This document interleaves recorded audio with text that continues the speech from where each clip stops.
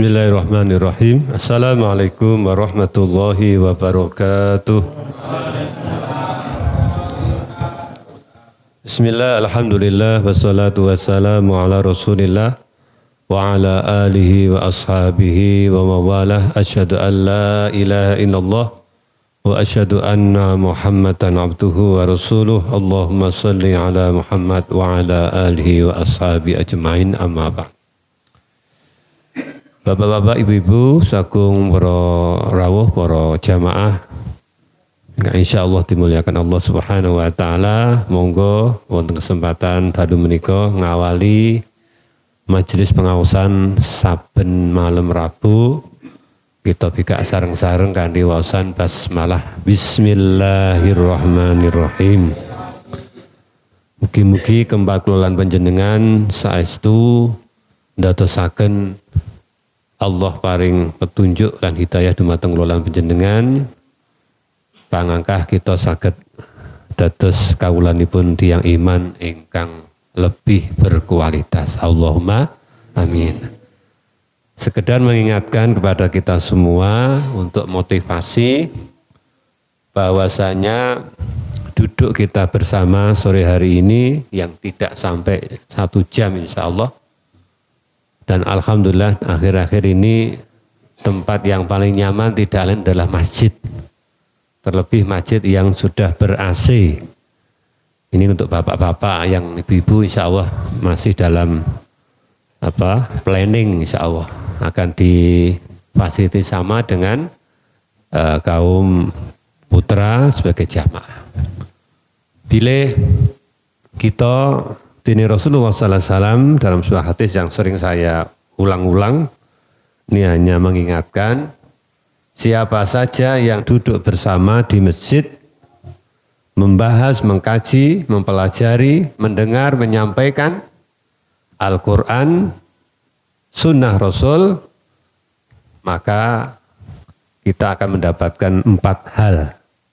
2 diantaranya kita sampaikan, yaitu kata Nabi, illa nazzalat alaihimus sakinah. Ya. Satu perkara yang sangat berharga, nggih. Wonten panggesangan menika ternyata hidup damai, tenang, tentrem, ayem. Niki harta yang luar biasa. Tentrem ayem menika dalam pandangan agami kita Islam mboten kedah dipun wujudaken bondo donya sing akeh, pangkat derajat sing dhuwur. Ternyata Rasulullah cukup duduk bersama dengan hati ikhlas untuk belajar bersama agama di Baitullah atau di masjid-masjidnya Allah. Terus dalu menika malam Rabu, insya Allah kita tepati sebagai bagian dari upaya kula panjenengan mengamalkan satu amalan yang istiqomah. Yang kedua napa? Wa khasyyathumur rahmah. Allah berikan rahmat kepada kita. Sering kalau menjen kita aturaken bahwa kita butuh rahmatnya Allah sebanyak-banyaknya. Untuk apa? Agar kita nanti di akhirat bisa mendapatkan tempat di surga. Saya ulang lagi, karena amalan yang kita kerjakan sepanjang hayat kita di dunia ini tidak mampu membeli surga. Maka kata Nabi, bahwa kalian nanti akan masuk surga bukan karena amal, tapi karena rahmatnya Allah. Maka peluang-peluang di mana Allah berikan rahmat, kita kejar.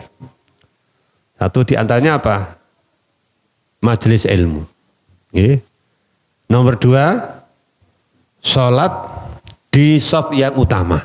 Di shaf yang utama. Ini sering kita ingatkan. Makanya kalau kita datang sholat jamaah, itu jangan nanggung. Maksud nanggung itu sing penting teko melu salat bareng rambung mulih. Itu artinya wong sing nanggung ibadah salatnya. Tidak maksimal. Maksimal bagaimana? Ya kita mendapatkan shaf yang utama, sehingga kata Nabi, malaikat pun berdoa untuk kita. Allahumma maghfir lahu Allahumma arhamhu. Doa malaikat yang selalu memintakan kepada Allah untuk kita rahmatnya. Makanya Kita upayakan itu. Kemudian ada amalan sepele yang mungkin sering kita lupakan ketika ada orang bersin, ya, itu kan ada petunjuk Nabi, kita membaca Alhamdulillah. Wahing niku jugur meneng tok Alhamdulillahirabbil alamin. Bersyukur. Wong iso wahing niku satu nikmat besar, nggih. Coba lek jenengan mboten iso wahing rasane gelu niku. Wis mangap tibae ra iso metu wahinge. Wah, gelone tanda orang tidak sehat itu ra iso wahing. Nggih. Ra iso wahing, ra iso ngentut niku tanda wong ra sehat. Mulai nek wong ngentut aja dilokke. Nek yo aja sampun ngono gitu nggih. Nah, kita menjaga orang lain ya. Maka setelah wahing baca hamdalah napa? Yarhamukallah. Ya, kita mendapatkan doa ya agar Allah merahmati kita. Yahdikumullah. Saling mendoakan. Semoga Allah memberikan petunjuk kita. Terus wong Islam niku wis disain dening Allah sehingga satu dengan lainnya saling mendoakan.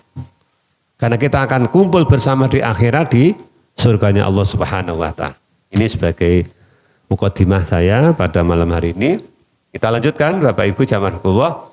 Pada malam hari ini, waktu yang singkat, mudah-mudahan nanti bisa kita sampaikan materi. Kalau enggak sampai selesai, kita lanjut. Nah, judulnya adalah bahaya sifat munafik. Oke. Bahaya sifat munafik. Oke. Bapak Ibu jamaah, ini termasuk salah satu penyakit rohani. Penyakit rohani yang mana kita harus tahu. Ngerti ini kaum di ya ngaji biar tahu watak-watak karakter sifat yang itu termasuk jenis penyakit rohani.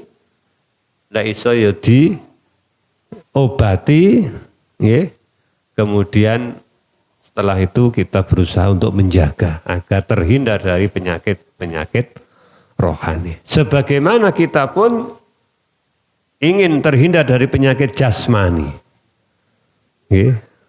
Darah tinggi, pilek, flu, batuk, asam urat. Wah, pengen sehat nih. Dengan berbagai upaya, obat, makanan, kadang lewat olahraga, termasuk Bapak Ibu yang sudah purna, hiburannya mau senam, jalan kaki, gowes pun itu, menjaga kebugaran. Silakan itu menjaga fisik jasmani. Tapi jangan lupa manusia itu terdiri dari dua unsur jasmani dan rohani. Masing-masing perlu nutrisi yang seimbang. Lo kalau mau berangkat ke masjid melewati dua penjual sayur, wong dodol latengan. Lu anggere setengah 5, jam 5 lho. Sing tuku antri-antri. Sebelah kula nggih enten dodol sayur.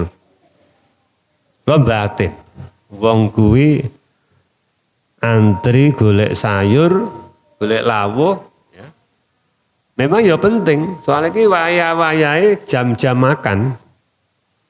Wis wayahe kebutuhan makan itu dipenuhi dengan variasi menu yang berbeda-beda. Tetapi di satu sisi lek bab ngoten niku dimen-menke. Wetekno lek ra mangan ya luwe. Luwe niku kan butuhe jasmani kita to. Diparingi daharan, paringi unjukan, mari. Lah kula panjenengan ternyata juga butuh asupan rohani. Kita tidak menjumpai atau mungkin belum kita jumpai pemandangan orang-orang antri ingin mendapatkan terapi rohani. Keselek pas pengajian itu antri masjid urung dibuka wis do antri teng ngarepan niku. Gitu karo nonton bal-balan urung mulai wis do mlebu golek tiket, terus mlebu stadion. Nah, ini kadang-kadang awake dhewe ini bab-bab sing sifate mung sekilas, kenikmatan sebentar dikejar. Ini kenikmatan yang abadi di akhirat itu kita sering terlalaikan. Nah, satu sifat atau watak yang oleh salah sahabat yang mulia yaitu sahabat Umar bin Khattab menjadi sebuah hal yang membuat hati beliau itu galau gitu. Saat ini galau. Ora tenang. Nah, kegalauan Umar bin Khattab ini ternyata dibaca oleh sahabat. Beliau ditanya, wahai Umar bin Khattab, bukankah engkau min ahlil jannah? Bukankah Nabi telah mengatakan bahwa engkau ada termasuk ahli jannah? Ini. Apa jawab Umar? Betul, saya mendengar sendiri. Saya oleh Nabi, oleh Rasulullah SAW termasuk ahli jannah. Artinya besok pasti masuk surga tanpa diragukan. Cuma beliau masih berpikir dan masih terasa tidak pernah merasa puas dan bahagia. Karena apa? Beliau takut ojo-ojo saya nanti secara tidak sadar berperilaku yang itu menjadi salah satu tanda orang munafik. Maka Umar bin Khattab itu selalu menyempatkan kemanapun beliau keluar dari rumah untuk bekerja sesuatu tempat, beliau pasti menyempatkan hadir datang ke tempat salah satu sahabat namanya Hudzaifah ibnu Yaman. Yang oleh Allah diberi kelebihan. Hudzaifah ibnu Yaman itu beliau bisa tahu mana-mana yang termasuk orang munafik dan mana-mana orang-orang yang mukmin yang mukminnya benar. Ya. Ini satu kelebihan yang diberikan oleh sahabat kepada sahabat Hudzaifah ibnu. Maka Umar tahu kelebihan sahabatnya ini. Maka setiap saat dia pergi, sempatkan datang untuk ke rumah. Tanya satu hal.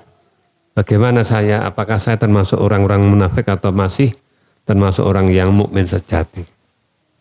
Anda masih tetap mukmin, muslim, jauh dari sifat alhamdulillah. Nah, ini salah satu tanda Hudzaifah ibnu Yaman ini diberi oleh Allah kelebihan tahu siapa-siapa yang munafik dan siapa yang orang mukmin. Ketika ada kematian, itu para sahabat itu saling nunggu sih. Kalau Hudzaifah nanti menyolatkan, kita ikut sholat. Jelas itu mesti jenazahnya orang mukmin. Tapi ketika ada jenazah, beliau Hudzaifah ibnu Yaman tidak menyolatkan, maka para sahabat tidak akan menyolatkan. Berarti orangnya ini termasuk orang munafik. Nah, ini satu hal yang mungkin merisaukan beliau. Tapi kita pun juga harus begitu harusnya. Meskipun kita, ya kalau kita pandang sendiri, kita biji sendiri, aku orang munafik, aku mukmin, muslim. Bukti ini anggur pengajian teko, sholat subuh, sholat 5 waktu jamaah, tahajud, infak, sedekah, pokoknya untuk Islam hidup saya ini. Nah, kalau yang mengukur kita, cermin hidupnya adalah diri kita sendiri. Semua apik, wis ra enek sing elek, ra ngaku elek ra enek. Apik. Nggih. Bismillahirrahmanirrahim.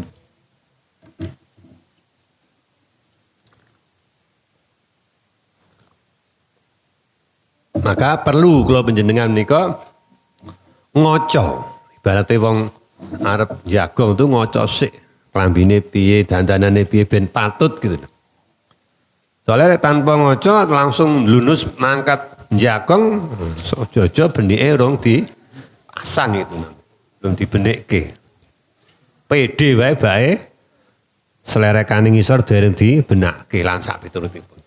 Nah, ini hal yang sifatnya bisa kita lihat. Nah, Bapak Ibu, napa sebabipun Umar bin Khattab kok begitu khawatir? Karena Umar bin Khattab tahu persis apa yang disampaikan Allah Subhanahu wa taala Di dalam sebuah ayat di surah An-Nisa, ayat 140. Ya. Ini yang membuat beliau risau. Apa kalimatnya? Kita ambil yang paling belakang. Innallaha jami'ul munafiqina wal kafirina fi jahannama jami'ah.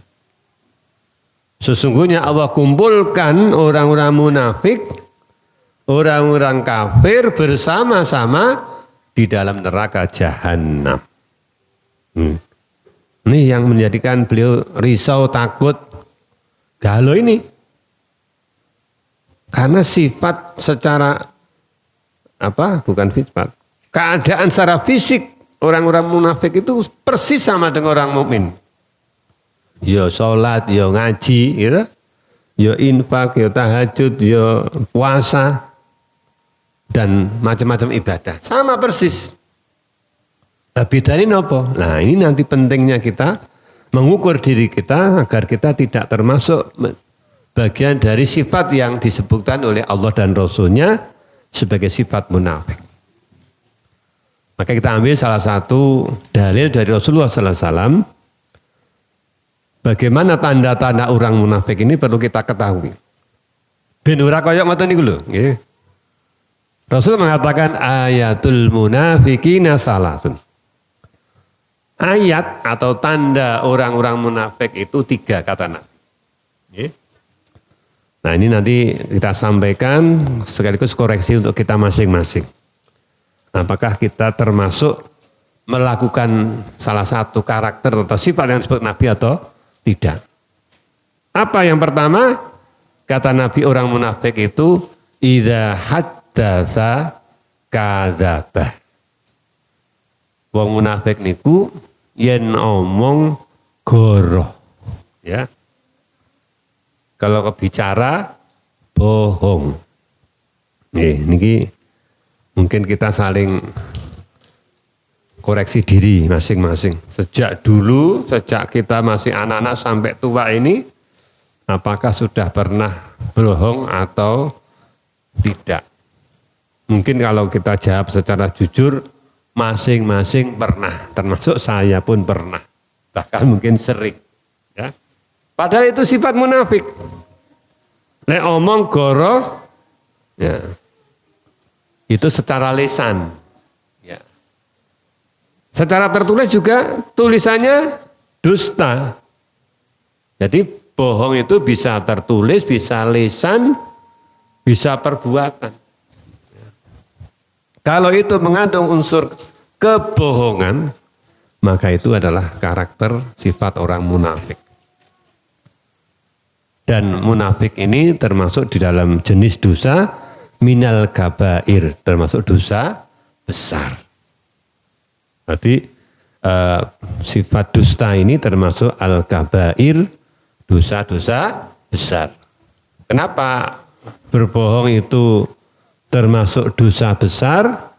Karena bohong itu ternyata pintu satu, tapi punya pintu dosa yang lain.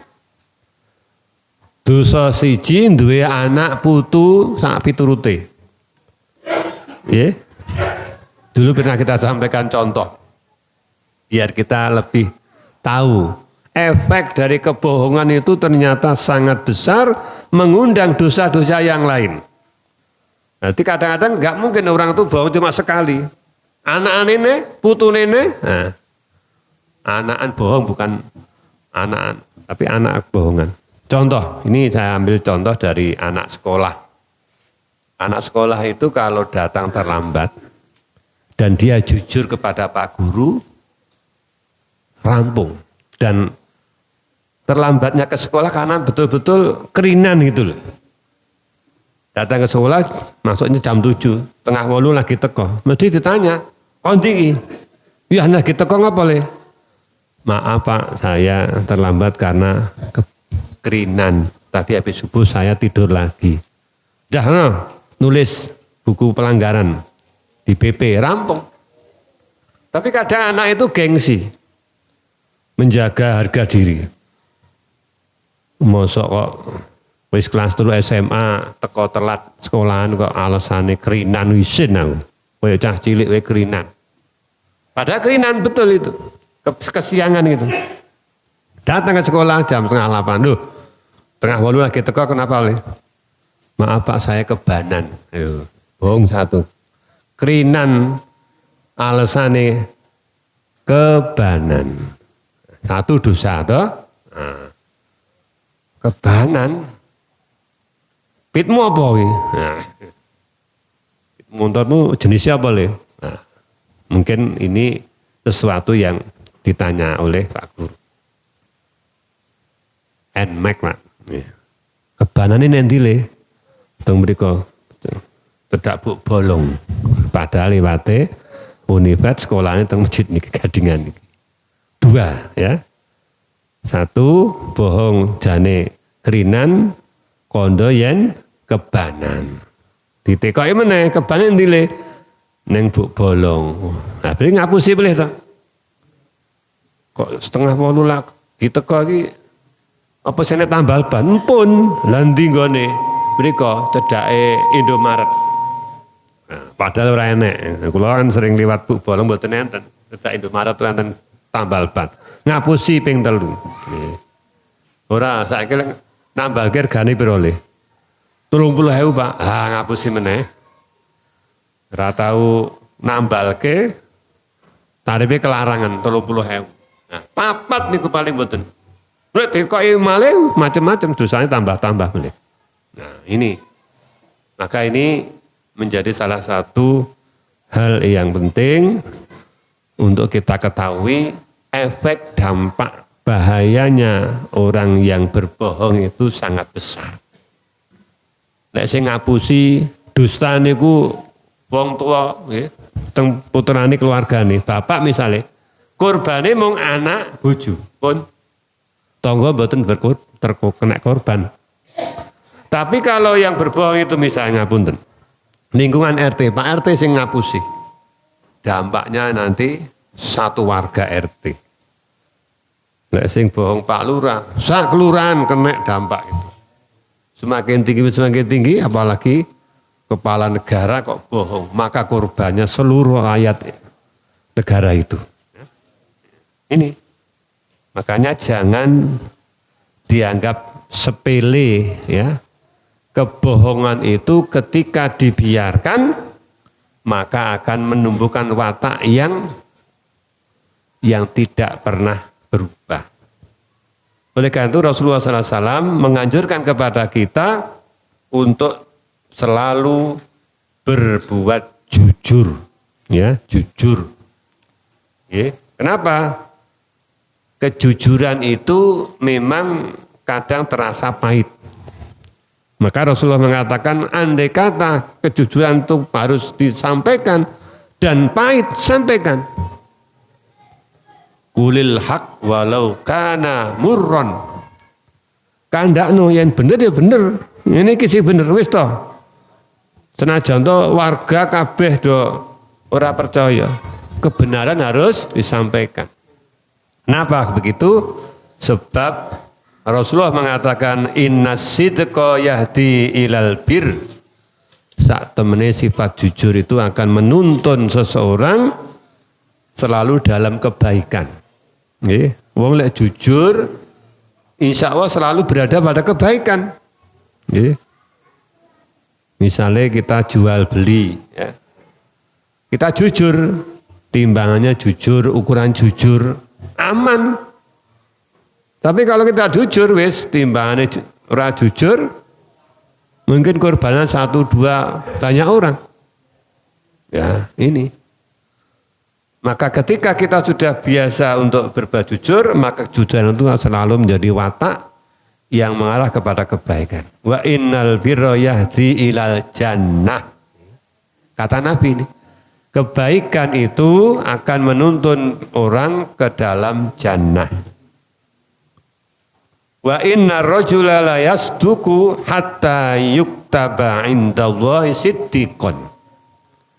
Sebaliknya orang-orang yang selalu menjaga kejujuran, maka Allah tetapkan dia bersama orang-orang yang siddiq, orang-orang yang benar. Terus Bapak Ibu, karakter dan watak yang baik mari kita jaga. Yang kita menika usaha terus jujur senajan to nggih jenenge manusa niku mboten sempurna. Sok-sok ya enek keplesete ngapusi. Tapi kejujuran lebih dominan dalam diri kita. Insya Allah kita termasuk yuktaba indallahi siddiqon, akan ditulis oleh Allah sebagai orang-orang yang jujur. Dan sebaliknya, kalau orang itu selalu dusta, maka dusta itu yahdi ilal fujur, akan menuntun orang kepada keburukan. Dan keburukan itu akan membawa orang kepada neraka. Dan siapapun yang membiasakan diri selalu dusta, senajan to kalau ya sok jujur barang, maka kita termasuk orang-orang yang pendusta. Cap gini itu harus betul-betul menjadi perhatian. Yen Allah memberi stempel awake dhewe wong sing sidik, alhamdulillah. Itu tanda orang yang beruntung. Dunianya insya Allah sampai akhirat. Sedangkan orang-orang yang telah distempel oleh Allah al-kadzib atau kadziban, orang-orang yang dusta, maka kebaikan-kebaikan seolah-olah tidak ada artinya. Ada pembohongan, ya. Malah paling ya gur ngono tok. Omongane atau mindake beda. Mung iso omong. Nah ini manusia saja bisa menilai, apalagi penilaian dari Allah lebih detail dan lebih objektif. Maka mari kita hindari perilaku yang dusta. Cuma Bapak Ibu dalam sebuah hadis riwayat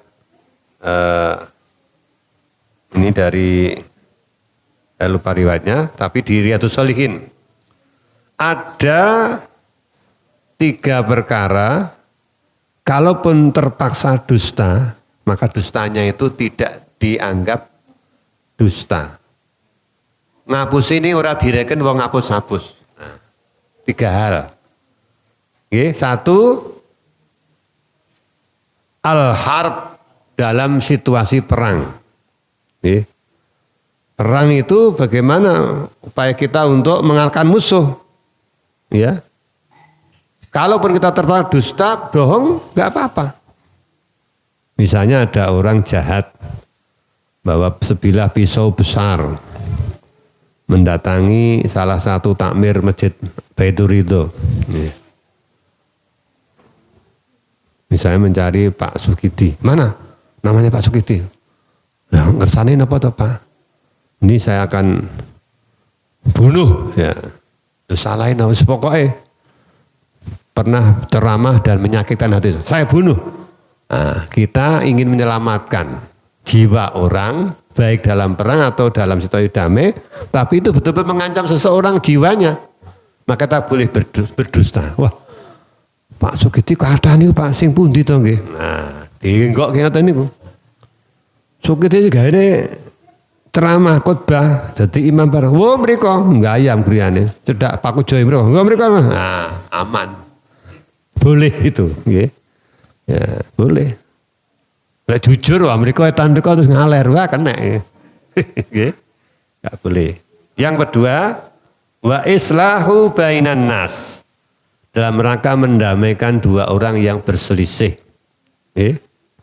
Nek wong loro jutaan. Wis pirang-pirang tahun, nggih. Kita sebagai orang mukmin wajib mendamaikan. Wa in ta'ifatani minal mu'minina qatatalu fa aslihu bainahuma. Ini di surah Al-Hujurat kan ada. Kalau ada 2 orang mukmin berselisih maka damaikan keduanya. Nggih. Didamaikan ditempukke ketok ya angel. Wis digawe sandiwara. Nggih. Pripun sandiwara? Datang ke A. Wis jutaan pirang tahun harus hibi. Wis pokoke suwe aku anyel kang babe apa to? Wong manusa padha-padha iman, padha-padha Islam kok ya neng-nengan. Lah wetekno ngene. Lek kalingan atiku lara. Aku wingi ketemu dia ikut pengajian, ngerti sadar wong jutaan kuwi amal kebaikan tidak akan pernah sampai dibawa kepada Allah. Masih menggantung sampai dia berdamai. Terus dia takut kepingin ya damai karo kuwi. Kira-kira piye? Nah ini aku pokoknya isi lorati. Sing penting salaman sik piye, ketemu kok damai. Wis rasa kelingan sing ndek ben-ben. Padahal tidak pernah gitu. Dia datang ke B begitu. Si A yang ngono. Rungokne pengajian isine ngene-ngene. Wedi, ayo pengen damai karo kowe. Yuk, damai mau enggak? Nah, akhirnya kedua orang itu damai, tapi ada unsur kebohongan di situ. Enggak apa-apa. Ya, menyelamatkan agar persaudaraan itu terjaga dengan baik. Kemudian yang ketiga, ya, kebohongan boleh, yaitu al-haditsu ar-rajuli imra'ah. Jadi bohongnya seorang suami kepada istri karena niatnya untuk menyenangkan, nyenengke. Misalnya istri membelikan baju, direwangi blonjo teng mitra, wis dipilihke warna, model, tekan omah delala bapak kuwi wis ora seneng modele senyanane ning warnane wis norak. Nek jenengan jujur, Bu, aku ngene iki ra seneng aku. Wis kena wong wae lara ati. Pripun? Bu, alhamdulillah. Matur nuwun. Bajune apik, jane atine ora ngandakne, atine ra cocok. Wah, apik iki warnane aku. Sip iki. Ki gandeng warnane apik ben awet, tak simpen ning lemari ya. Disimpen wae tak dinggo. Ya dinggo tepak pisan ya tanggone. Dinggo salat terus rampung dilempit meneh. Lha kok dinggone Pak? Ben awet. Ben awet. Tak simpen lemari pas-pas kalau tanggone ya.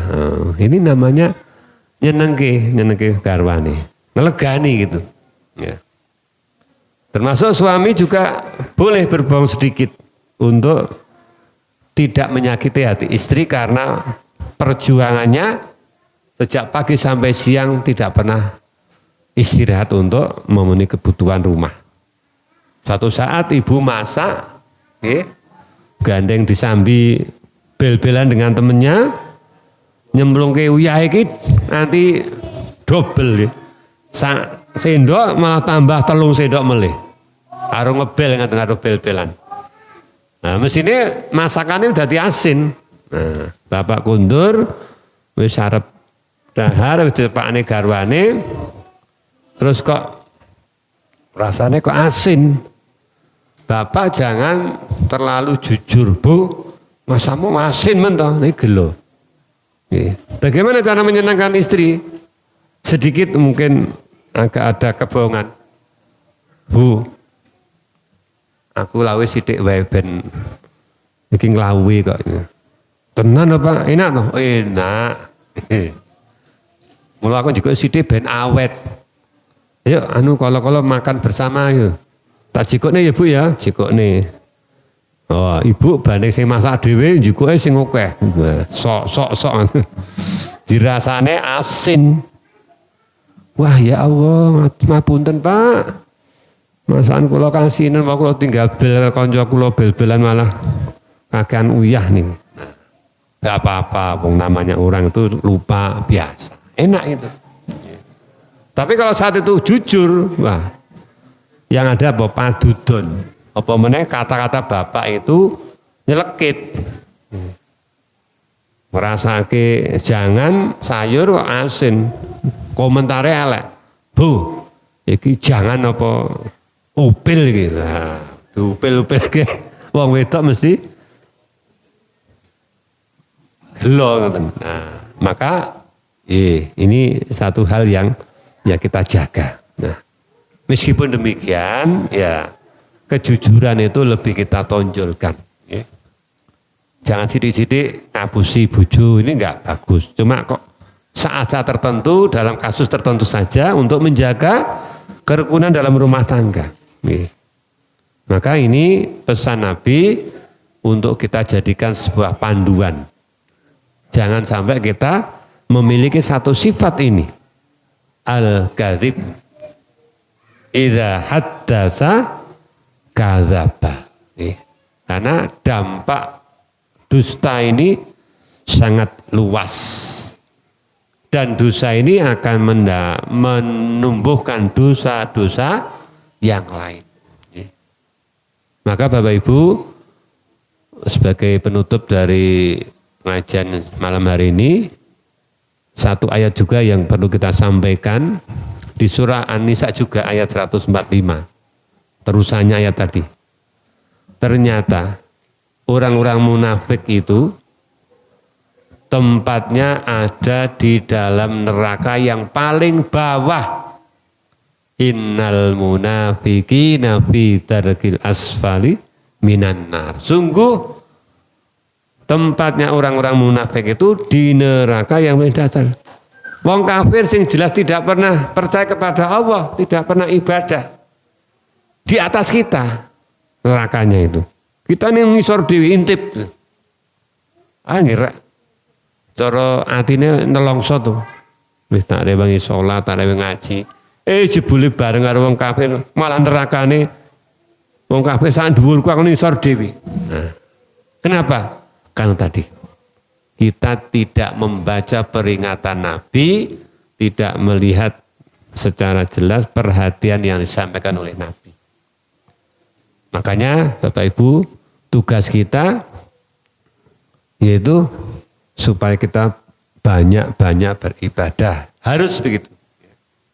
Apalagi yang sudah yuswa di atas 60, itu harus lebih giat lagi untuk menambah amal soleh. Fal ya'mal amalan solihah. Hendaknya kita beramal soleh, banyak berbuat kebaikan, banyak ibadah. Selain itu juga menjaga diri, jangan sampai terjangkit yang namanya penyakit munafik. Yang kadang secara fisik kita tidak tahu, tidak kelihatan, tetapi realita dalam praktek kehidupan itu akan kelihatan, akan terasa oleh yang lain. Bahwa sifat-sifat munafik ini menjadi salah satu sifat yang berbahaya. Itulah sebabnya Umar bin Khattab sangat khawatir ketika beliau mungkin secara tidak sengaja terperangkap kepada sifat-sifat itu. Mudah-mudahan Bapak Ibu, kelolaan panjenengan ditebihaken saking sifat-sifat munafik dan Allah selamatkan kita dari api neraka. Amin ya rabbal alamin. Mekaten ingkang kita aturaken matur nuwun, kita akhiri subhanaka wa hamdika asyhadu an la ilaha illa anta astaghfiruka wa atubu ilaik. Assalamualaikum warahmatullahi wabarakatuh.